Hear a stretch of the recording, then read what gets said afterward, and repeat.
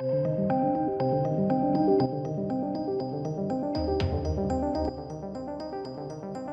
welcome. This is Season 1, Episode 8 of Picard, my review. Full spoilers we talk about here on the show. We don't really care about spoilers too much about these episodes here and there. I've clocked it. I've realised what the main issue is with this whole series. Like, outside of all the political elements and the real sloppy writing, I think one of the main things, right? One of the main things that I really do feel lets it down, and anyone that even likes it will probably agree with me, hopefully, is that there are actually some interesting ideas, but they don't flesh any of them out. And it occurred to me today, in this episode, because without a shadow of a doubt, this episode introduced some interesting narratives, right? There's a story point in this episode where Seven of Nine becomes essentially a Borg queen, and you go, They won't want to be released, and I she's gonna be a girl. might not want to release them. She'll be a Borg queen. Oh, Lord. Awesome. That's a really cool element. How cool is that? We don't see her do anything. She becomes a Borg queen for literally no reason at all. Because all of the Borg die anyway. Now. Oh, it was all for nothing.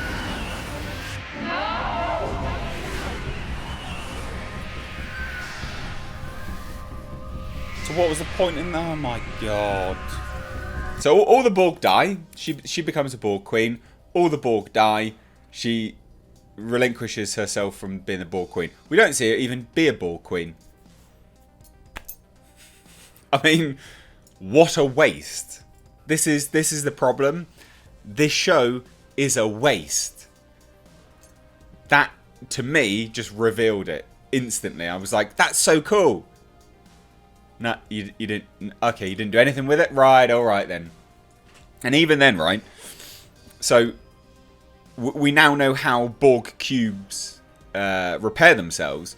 We saw these little, like, nanite, little bug things. They're not even nanites, they're just little bugs.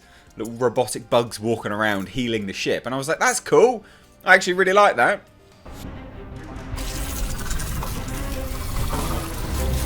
Oh, that's quite cool. I like that.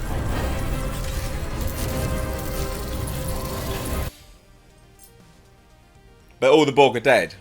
So you became a Borg queen for literally no reason. And also they built it up as, I might not even want to relinquish it, or something like this. And she just does it instantly. And you're like, oh, right, fine, whatever. The cube is ours again. So, are you going to assimilate me now? Annika still has work to do.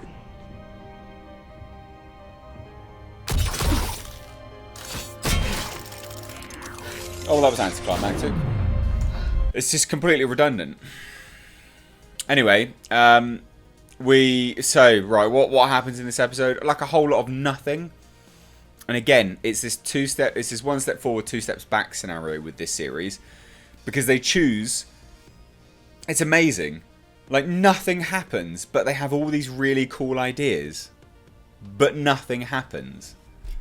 So, amazingly, we open with Picard and Soji being beamed aboard the ship, right? So they're beamed aboard, and Captain Rios is all like, "Whoa, oh, Soji, oh, who's this? Oh," as if he's seen a ghost, right? And then he goes off in self-imposed isolation as if he's got coronavirus, and then we get all this interaction with all of the holograms, yeah? All of the holograms are there. We even get an engineering hologram, which is an homage to Scotty. Are you Chris? Oh, lassie. I'm the emergency engineering hologram. Oh my god. Ian. First of all, I'm going to ask you never. But a terrible one. And it's all in effort because he's apparently deleted part of their files. Because when he claimed the ship, his ship, he scanned himself to get the holograms. So they have all of his memories. But he deleted some of their memory files, right? And Ruffy is going around trying to figure out what's wrong, what's happening, because obviously there's no captain on the ship anymore. And you think, well, that's a cool element, you know, that could be really, really good. But it drags on for the entirety of the episode until basically the very end, where he then explains finally what's happened. And the problem is that from a narrative perspective, it's all a bit pointless, because the end result is the same, right? She got there. She literally just walked into Rios's cabin and just goes, "What's wrong?" basically, and he tells her. So the piss-arsing around of her talking to the holograms was actually wasted dead air. We didn't need that. And this is what it is. That's all filler. That is entirely filler. Whereas the focus of this one should have been Borg Cube. 7 of 9 becomes a Borg Queen. Have that. Have that be the focus of the episode. Just have that. That could have been the whole episode. And that would have been fulfilling. People would have been excited about that. But it wasn't. That was about 2 minutes. And that's being generous.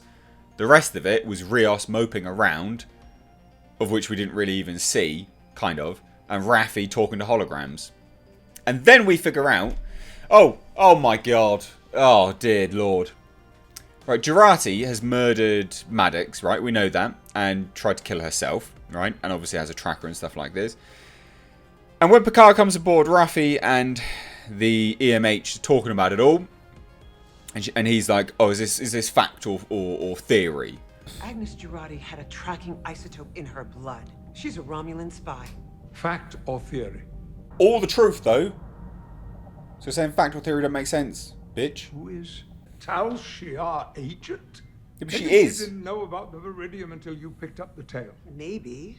Or maybe they put her on this ship to kill Bruce Maddox. They did. And it's like, yeah, but it is the truth. So we all know, as the viewer, we all know that it's the truth. So watching Picard try to take the moral high ground on this is irrelevant. It's actually, it brings his character down. It makes him look stupid. Because we, the viewer, know that it's fact. Right? And normally, when we're looking at a show and the events that happen, when you want to rally for someone, we, the audience, are shown what they know and what they believe, so we rally around them. Why is this show making us rally around against Picard in this instance? You know, that doesn't make any sense from a storytelling perspective, because at that point we go, yeah, but we know why are you arguing. We know this.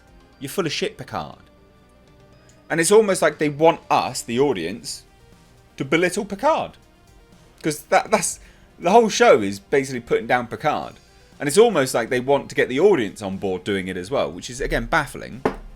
Anyway, hilarious. Again, we learn a little bit more. But apparently, the Zhat Vash is all about women. It's all run by women. It's exclusively women. This Romulan secret agency. It's exclusively women, by the way. Of course, it's women. This dreaded. Four mothers. Yeah, it's all about the women, isn't it? The Zhat Vash are all women. Of course it is. Yeah, of course it is. Why wouldn't it be? I mean, double down. Why not? The entirety of Starfleet is run by women now. Incompetence and bringing, you know, essentially Brexit to the world. But apparently the Zhat Vash are all women as well. Like, of course. Why not? They don't know how to write women. Because they're all evil. No woman should be happy about that. Like, seriously. What the fuck? Anyway, so Jurati has obviously murdered everyone. Picard comes aboard and says, well, there's fact or theory, blah, blah, blah. And then she opens her eyes up, admits to it all. Right? So she admits to it all. When we arrive, you will surrender yourself to the authorities for the murder of Bruce Maddox. So she wakes up, admits to murdering everyone.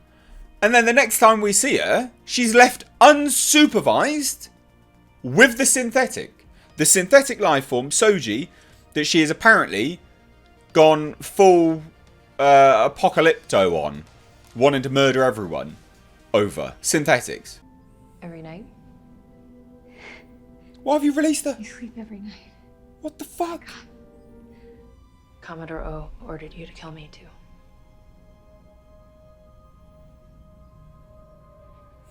I would never give you the opportunity.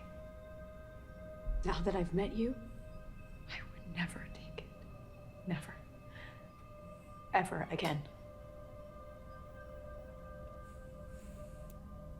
Okay? Okay, I believe you. Left unsupervised. Fuckwits. Why the fuck is she left unsupervised with Soji? Why? The incompetence of these people is insane. And again, writing. It's not hard. You could have just included one scene. Just have her in handcuffs. I don't know. Do something. But to not have anything and just have her left unsupervised with Soji, when we know full well she's betrayed the Federation, she's betrayed Picard, she's murdered her lover. She's murdered her lover for us to kill a synthetic. But no, it's all right. Don't worry about it. She's admitted it. She's admitted to it, so she's fine. We'll just leave her alone. She can just go off unsupervised now. This shows the writing is utterly atrocious. And then from there, basically nothing else happens. Sword Boy runs about playing with his sword a little bit. And conveniently, because plot reasons, they don't use phasers against him. Why? Okay then. Why do you use your phasers? Shoot him. Just plot. And nothing, literally nothing happens in this episode. Soji takes command of the vessel. That's about it. They then go off and use like some warp, one of the Borg tunnels. Cross-dimension universe tunnel things that they have. That they travel so quickly through.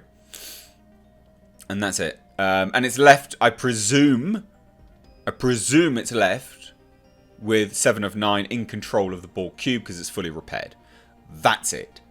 Nothing happens.